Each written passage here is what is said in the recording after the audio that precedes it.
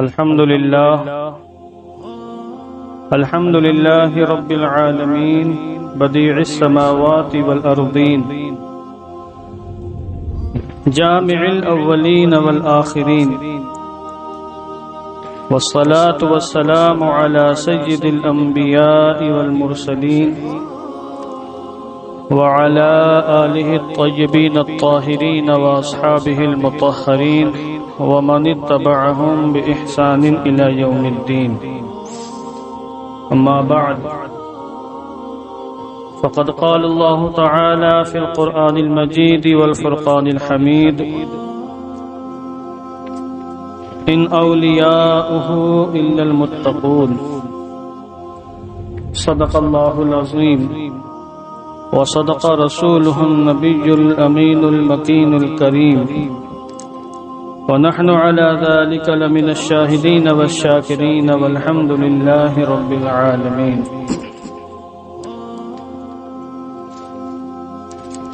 آئیے نہایت عقیدت و احترام کے ساتھ اپنی اور ساری کائنات کے مرکز عقیدت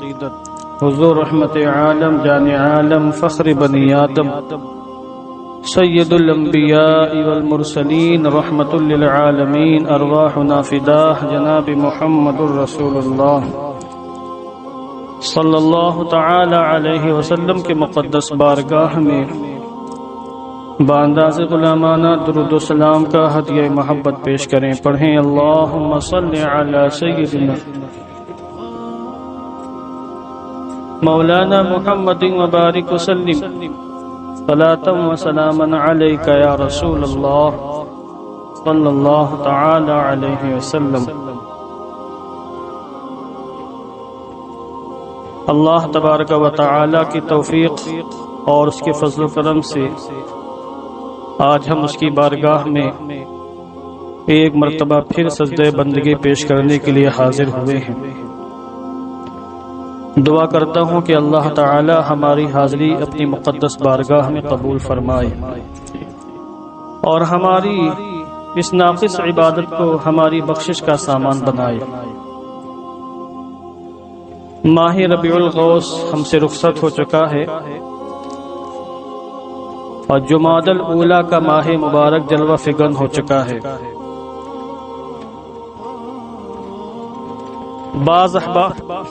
بعض احباب کی جانب سے کیا ہوا؟ ہلو ہلو بعض احباب کی جانب سے یہ خواہش ظاہر کی گئی کہ آج کا بیان سرکار غوث اعظم رضی اللہ تعالیٰ عنہ کی سیرت پاک کے حوالے سے ہونا چاہیے، اور یہ عجیب بھی معلوم ہو رہا تھا کہ وہ مسجد جس کی نسبت سرکاری غوث اعظم کی جانب ہے محبوب سبحانی، اور وہ ادارہ جس کی نسبت سرکاری غوث اعظم کی جانب ہے، اس ماہ مبارک کی گزرنے کے باوجود اس مسجد میں اور اس ادارے میں سرکار غوث اعظم کا میری جانب سے ذکر نہ ہو، یہ کچھ عجیب معلوم ہو رہا تھا. حالانکہ میں نے بیانات دیے، میں نے لکھا بھی اور میں نے بیانات بھی دیے ہیں. یہ الگ بات ہے کہ یہاں پر اس مسجد میں کوئی ذکر میری جانب سے نہ ہو سکا، اس لیے آج میں اس ماہ مبارک میں سرکار غوث اعظم کی سیرت کے حوالے سے چند باتیں عرض کرنا چاہتا ہوں، اور میں مؤذن صاحب سے گزارش کرتا ہوں کہ آواز بڑھا دیں، نہ جانے کیوں میں خراب کر دیا انہوں نے. درشی پڑھ لیجیے. اللہم صلی علی سیدنا مولانا محمد وبارک وسلم صلاۃ و سلاما علیک یا رسول اللہ صلی اللہ تعالی علیہ وسلم. سرکار غوث اعظم رضی اللہ تعالیٰ عنہ کی زندگی ہمارے لیے نمونہ عمل ہے. آپ کی زندگی کا ہر گوشہ آج بھی چمک رہا ہے، دمک رہا ہے، اور ہمیں دینی احکام پر عمل کرنے کی دعوت دے رہا ہے. سرکار غوث اعظم رضی اللہ تعالیٰ عنہ کو اللہ رب العزت نے ایسے اونچے مقام پر فائز فرمایا اور آپ کو ایسی مقدس ہستی بنا کر بھیجا کہ جس نے بھی سرکار غوث اعظم کو مضبوطی سے تھام لیا اور جس نے بھی اپنے دل میں سرکار غوث اعظم کی محبت کا چراغ صحیح معنوں میں روشن کر لیا تو اگر وہ ادنا ہے تو وہ اعلیٰ ہو جاتا ہے، اگر وہ کامل ہے تو وہ اکمل ہو جاتا ہے، اگر وہ رب تعالیٰ کی بارگاہ سے دور ہے تو رب تعالیٰ کا مقرب بندہ بن جاتا ہے، اور اگر وہ کچھ بھی نہیں ہوتا تو سرکار غوث اعظم کی محبت میں اور آپ کی عقیدت میں، آپ کی تعلیمات اور عمل کرنے کے نتیجے میں وہ سب کچھ ہو جاتا ہے۔ تو یہ سرکار غوث اعظم کو اللہ نے مقام اور مرتبہ عطا فرمایا۔ سرکار غوث اعظم کی زندگی کا ہر گوشہ کامل ہے، اور آپ اپنے زمانے کے بے نظیر ایسے انسان ہیں، ایسے اللہ کے ولی ہیں کہ ولی کے اندر جتنے بھی مرتبے ہو سکتے ہیں اور ولی کے اندر جتنے بھی کمالات ہو سکتے ہیں، اللہ رب العزت نے آپ کی ذات گرامی کو ان تمام کمالات کا جامع بنایا۔ کل بھی آپ کی ذات اقدس سے ہزاروں لوگ، لاکھوں لوگ سیراب ہو رہے تھے، آج بھی آپ کی ذات اقدس سے نہ جانے کتنے لوگ فیضیاب ہو رہے ہیں، اور صبح قیامت تک آپ کی ذات اقدس سے لوگ فیض و برکات لوٹتے رہیں گے، مالامات ہوتے رہیں گے، اور دارین میں کامیابیوں سے ہمکنار ہوتے رہیں گے۔ آپ کی جود و سخاوت بے نظیر، آپ کا علم و معرفت بے نظیر، اور آپ کی عبادات و ریاضات بھی بے مثال، آپ کی مروت اور انسانیت کے جو جذبات تھے وہ بھی بے نظیر، ہر مثال، ہر وصف میں اور ہر کمال میں اللہ نے آپ کو جامع بنایا تھا اور بے نظیر بنایا تھا۔ ابھی اس ماہ مبارک میں نے سوشل میڈیا کے اوپر ایک مضمون لکھا تھا کہ سرکار غوث اعظم رضی اللہ تعالیٰ عنہ کی دریا دلی، اور ہمارے جو گروپ چلتے ہیں، محبوب سبحانی گروپ، نور ایمان گروپ، بمبئی اور پھر لکھنؤ اور کانپور میں یہ گروپ چلتے ہیں ہمارے واٹس ایپ پر، اور نور ایمان کے بینر تلے ہر ہفتے پیغامات، اسلامی پیغامات اور میرے مضامین اور میرے یہ جمعے کے بیانات اور جو یومیہ درس قرآن کا اور ہفتہ واری درس حدیث کا پروگرام ہوتا ہے وہ بھی اس پر شیئر کیا جاتا ہے۔ آپ حضرات اگر ان گروپ میں جوائن ہونا چاہتے ہیں، نمبر ہمیں اپنا دے دیں تو انشاءاللہ آپ کو اس میں ایڈ کیا جائے گا، اور میرے جمعے کا بیان اور پھر ہفتہ واری جو درس حدیث کا پروگرام ہوتا ہے یا درس قرآن کی جو محفل ہوتی ہے، یہ جو بھی بیانات ہوتے ہیں آپ تک انشاءاللہ پہنچتے رہیں گے۔ تو مضمون بھی تقریباً 4 صفحے کا میں نے لکھا اور اس کو ہزاروں لوگوں تک پہنچایا گیا، لوگوں نے اس کو پسند کیا، اور بہت سے خطبہ نے، بہت سے مقررین نے ہماری اس مضمون کو پڑھ کر اپنی باقاعدہ جمعے کی تیاری کی، وہ بیانات دیے۔ تو میں خود اپنے ہی مضمون سے استفادہ کر کے میں کچھ باتیں آپ حضرات کے روبرو پیش کرنا چاہتا ہوں۔ سرکار غوث اعظم کی زندگی کا ایک عظیم گوشہ ہے آپ کی انسانیت نوازی، آپ کی مروت، آپ کی جود و سخاوت اور آپ کی دریا دلی، اور اس عظیم گوشے سے ہمیں کیا نصیحت ملتی ہے، ہمیں کیا عبرت ملتی ہے، اور زندگی گزارنے کا ہمیں کیا سلیقہ ملتا ہے، وہ میں آپ حضرات کے روبرو پیش کرنا چاہتا ہوں۔ مقصود واقعوں کو بیان کرنا نہیں ہے، اللہ والوں کے جو واقعات بیان کیے جاتے ہیں تو تفریح تباہ کے لیے بیان نہیں کیے جاتے، وہ اس لیے بیان کیے جاتے ہیں تاکہ ہم بھی اپنی زندگی کو ڈھالنے کی کوشش کریں اس عظیم ہستی کی نقش قدم پر جن کا واقعہ ہم نے سماعت فرمایا۔ سرکار غوث اعظم رضی اللہ تعالیٰ عنہ تشریف لے جا رہے تھے، آپ نے ملاحظہ فرمایا کہ ایک شخص ہے پریشان حال، مصیبت زدہ، اور اس کو کوئی پریشانی لاحق ہے۔ آپ نے اس کو بلایا اور کہا کہ ادھر آؤ، کیا بات ہے؟ سرکار غوث اعظم کی شان یہ تھی کہ آپ جب کسی پریشان حال، مصیبت زدہ انسان کو دیکھتے تھے تو جب تک آپ اس کی پریشانی دور نہیں کر دیتے تھے آپ کو قرار نصیب نہیں ہوتا تھا، آپ بے قرار ہو جاتے تھے۔ آپ نے بلایا اس شخص کو اور کہا کہ بات کیا ہے، تم پریشان حال نظر آ رہے ہو۔ سرکار غوث اعظم سے جب اس کو بلایا اور پیار اور محبت بھرے انداز میں اس سے پوچھا کہ تمہاری کیا حالت ہے، تمہاری کیا کیفیت ہے، کیوں یہاں کھڑے مایوس ہو؟ اس نے کہا حضور مجھے بہت سخت حاجت پیش ہے، میں دریا کے اس پار جانا چاہ رہا تھا، اور جو کشتی باندھ یہاں موجود ہے، جو کشتی پر لوگوں کو سوار کر کے اس پار پہنچاتا ہے، میں نے اس سے کہا کہ مجھے اس پار پہنچا دو، بہت سخت حاجت ہے، اور جب بھی کرایہ ہوگا تم کو میں ادا کر دوں گا، میرے پاس پیسے موجود نہیں ہیں۔ مگر حضور اس نے میری ایک بات نہ سنی اور وہ مجھے اس پار لے جانے کے لیے تیار نہ ہوا۔ نہایت شقی القلب انسان ہے، اس کا دل پتھر جیسا ہے، میری مجبوری اور میری لاچاری کو دیکھنے کے بعد اس نے مجھ پر ترس نہ کھایا اور مجھے اس پار لے جانے کے لیے تیار نہ ہوا۔ سرکار غوث اعظم رضی اللہ تعالیٰ عنہ اس کی یہ کیفیت سننے کے بعد بے قرار ہو گئے۔ حسن اتفاق سے اسی وقت سرکار غوث اعظم کی بارگاہ میں کسی معتقد نے، کسی محبت کرنے والے نے اشرفیوں سے بھری ایک تھیلی پیش کی۔ راویہ نے، واقعہ نے بیان کیا کہ اس نے اس وقت 30 دینار موجود تھے۔ دینار سونے کا سکہ ہوتا ہے، ہم نے شاید دیکھا بھی نہ ہو، ہم نے تو ایک بار دیکھا بھی ہے، آپ نے شاید دیکھا بھی نہ ہو۔ وہ سونے کا سکہ اس زمانے میں چلتا تھا، دینار، اس کو اشرفی کہیں بولتے ہیں، وہ چھوٹا بڑا ہوتا ہے، کئی سرخ دینار بولتے ہیں۔ بہرحال سرکار غوث اعظم کی بارگاہ میں پیش کیا گیا، اور سرکار غوث اعظم کی نگاہ ولایت دیکھ رہی تھی کہ جس طریقے سے یہ شخص پریشان حال ہے اور اس کے پاس دریا پار کرنے کا کرایہ نہیں ہے اور اس کو جانے کی سخت حاجت ہے، اسی طریقے سے اور اللہ کے بندے بھی ہیں جن کو دریا کے اس پار جانے کی حاجت پیش ہوگی اور ان کے پاس جانے کا کرایہ نہیں ہوگا۔ آپ نے وہ پورا تھیلا 30 دینار لیے اور اس غریب کی جھولی میں ڈال دی اور کہا کہ یہ 30 دینار ہے،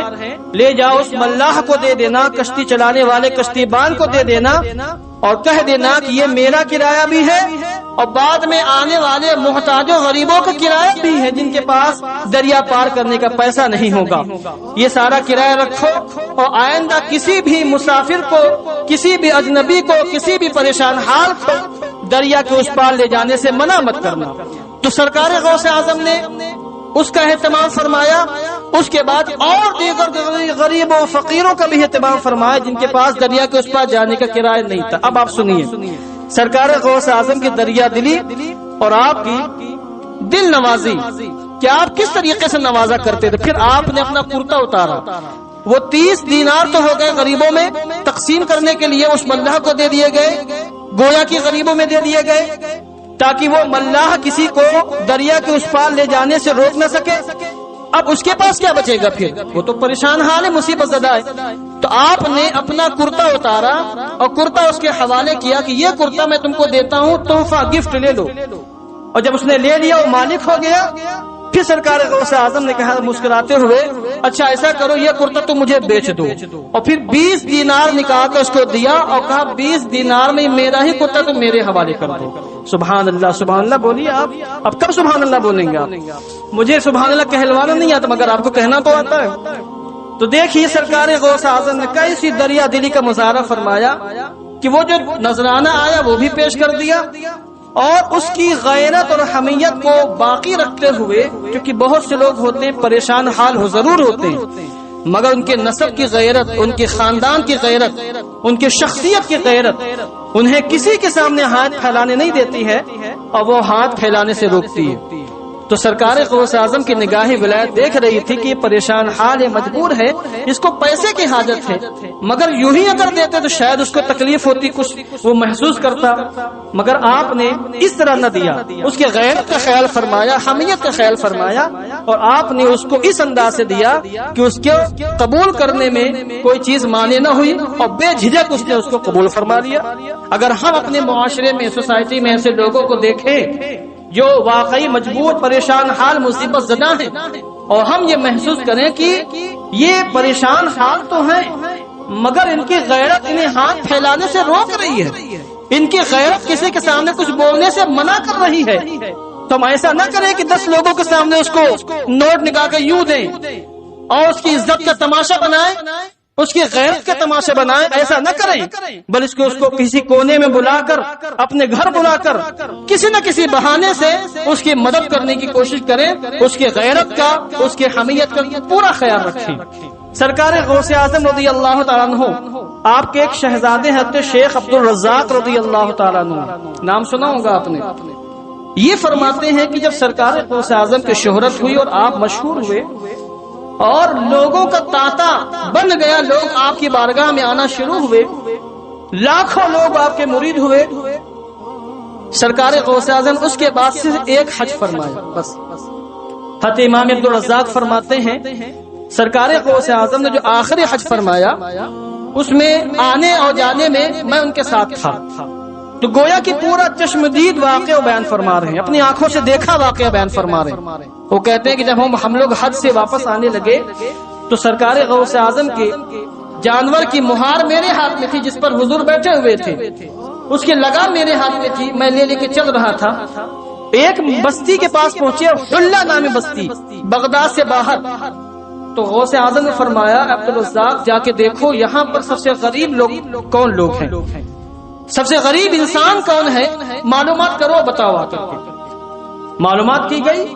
تو پتا چلا کہ مقام حلہ سے باہر ایک جھوپڑ پٹی ہے، وہاں ایک بڑے میاں رہتے ہیں، بوڑھے، ان کی بیوی اور ایک نوجوان لڑکی ہے، 3 لوگ وہاں رہتے ہیں شہر سے، بستی سے باہر، اور پورے علاقے میں اس سے زیادہ کوئی مفلس نہیں، اس سے زیادہ کوئی غریب نہیں، تلاش نہیں۔ سرکار غوث اعظم نے کہا چلو ان کے گھر چلتے ہیں۔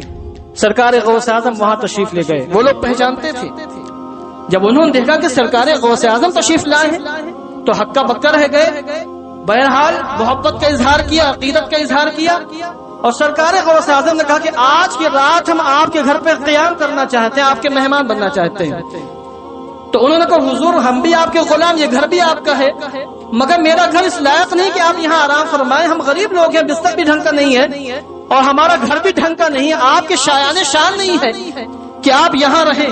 مگر سرکار غوث اعظم نے کہا نہیں، ہم نے فیصلہ یہ کیا کہ آج کی شب آپ کے گھر میں قیام کرنا ہے، مگر آپ کی اجازت کی حاجت۔ انہوں نے اجازت دے دی۔ اب اس علاقے حلہ کے جو بڑے بڑے مالدار سیٹھ لوگ تھے اور آپ کے جو حلقہ ارادت کے مریدین جو بڑے مالدار لوگ تھے، ان کو پتا چلا کہ ہمارے پیر صاحب پیرانے پیر تشریف لائے ہوئے ہیں، مگر انہوں نے ہمارے گھروں کو ترجیح نہ دی، ایک غریب انسان کی جھوپڑی میں رہنا پسند کیا ہے۔ تو دوڑتے ہوئے سرکار غوث اعظم کی بارگاہ میں آئے۔ اس علاقے کے مالدار لوگ، صاحب اقتدار لوگ، پاورفل لوگ، کرسی والے جن کے پاس پاور تھے، اقتدار تھا، مال تھا، سب کچھ تھا، اور آ کر کے سرکار غوث اعظم کی بارگاہ میں ہاتھ جوڑ کر فریاد کی کہ حضور آپ ہمارے گھر چلے، ہمارے دولت خانے پہ چلے، ہمارے گھر قیام فرمائے، یہ گھر آپ کے شایان شان ہی ہے۔ سرکار غوث اعظم نے فرمایا نہیں، ہم نے فیصلہ یہ کیا ہے کہ آج ہم یہیں قیام کریں گے، گھر شایان شان ہو کہ نہ ہو۔ بہرحال جب انہوں نے فریاد کی، منت سماجت کی، اور سرکار غوث اعظم نے کسی کی بات تسلیم نہ کی، قبول نہ کی، تو آپ دیکھیے آگے کیا ہوا۔ وہ لوگ اپنے اپنے گھر گئے، ان کو جو بھی نذرانے، جو بھی تحفے پیش کرنے تھے، وہی اس جھوپڑے میں لا کر سارے تحفے پیش کیا۔ کچھ لوگوں نے دینار پیش کیے، کچھ لوگوں نے درہم پیش کیے۔ اچھا، سرکار غوث اعظم کے ساتھ حضرت امام عبد الرزاق آپ کے شہزادے تھے، سیدنا سرکار عبد الرزاق، اور لوگ بھی کچھ لوگ تھے۔ تو جب لوگ تحفہ پیش کرتے تو سرکار غوث اعظم کے ساتھ ان لوگوں کو بھی تحفہ پیش کرتے۔ کسی نے تحفے میں اونٹ پیش کیے، کسی نے بکریاں پیش کی، کسی نے دمبے پیش کیے، جانور جس کے پاس جو کچھ بھی تھا، لوگوں نے اپنی حیثیت کے مطابق اپنے مال کے اعتبار سے سب نے نذرانے پیش کیے۔ سرکار غوث اعظم نے قبول فرما دیے۔ اب سرکار غوث اعظم جب سارا نذرانہ لوگ جا چکے تو آپ نے فرمایا کہ میرے حصے میں جو اللہ نے اہتمام فرمایا نذرانہ لوگوں نے پیش کیا، میں رب تعالیٰ کی ذات کو گواہ بنا کر یہ کہتا ہوں کہ یہ سارا نذرانہ میں اس غریب کی جھولی میں ڈال رہا ہوں۔ اب جب سرکار غوث اعظم نے ڈال دیا تو آپ کے ساتھ جو آپ کے بیٹے تھے اور آپ کے کچھ خاص مریدین جو ساتھ میں رہتے تھے وہ لوگ تھے، انہوں نے کہا حضور جب آپ نے دے دیا تو ہمارے حصے میں جو بکریاں ہیں، جو گائے ہیں، جو جانور ہیں، ہم بھی اللہ کی ذات کو گواہ بنا کر وہ سارے جانور اور ساری بکریاں اور سارا سرمایہ اس غریب کی جھولی میں ڈال رہے ہیں، ان کو دے رہے ہیں۔ سب نے پیش کر دیا۔ اور جب سرکار غوث اعظم صبح وہاں سے تشریف لے گئے تو حالت یہ تھی کہ کل جس جھوپڑی میں 1 درہم بھی نہ تھا، 1 دینار بھی نہ تھا، کھانے کو لانے پڑے ہوئے تھے، آج وہاں بکریاں بھی ہیں، اونٹ بھی ہیں، مختلف قسم کے حلال جانور ہیں، وہاں دینار بھی ہے، وہاں درہم بھی ہیں۔ کئی سالوں کے بعد اس واقعے کو جنہوں نے روایت کیا، کئی سالوں کے بعد وہ کہتے جب میں اس بستی سے گزرا تو میں نے سوچا کہ دیکھوں کہ اس بستی میں آج کون سب سے زیادہ مالدار ہے، اور اس بوڑھے انسان کا کیا حال ہے جہاں ایک رات سرکار غوث اعظم نے قیام فرمایا تھا۔ تلاش کرتے کرتے پہنچے اس علاقے میں جہاں وہ شخص رہا کرتا تھا۔ سرکار غوث اعظم کی قدم کی برکت سے جو مالا مال ہو گیا تھا، تو راوی کہتے میں نے دیکھا کہ یہ شخص پورے علاقے میں سب سے زیادہ مالدار ہے، تجارت ہے، بزنس ہے، کاروبار ہے، اور خوب اللہ نے نوازا ہے، اور پھر یہ شخص بھی خوب دریا دلی کر رہا ہے، سخاوت کر رہا ہے، لوگوں کو غریبوں کو دے رہا ہے۔ میں نے پوچھا کہ اے شخص تو غریب تھا، تیرے پاس کھانے کا سامان نہ تھا، آج تیرا حال یہ کہ پورے علاقے میں تجھ سے زیادہ مالدار کوئی نہیں ہے؟ تو اس نے کہا یاد کرو اس شب کو جب اللہ کے فضل و کرم سے میرے گھر پر سرکار غوث اعظم تشریف لائے تھے، یہ جو سارا تم سب کچھ دیکھ رہے ہو وہ سرکار غوث اعظم کے اسی ایک رات کے قیام کی برکت کا نتیجہ ہے۔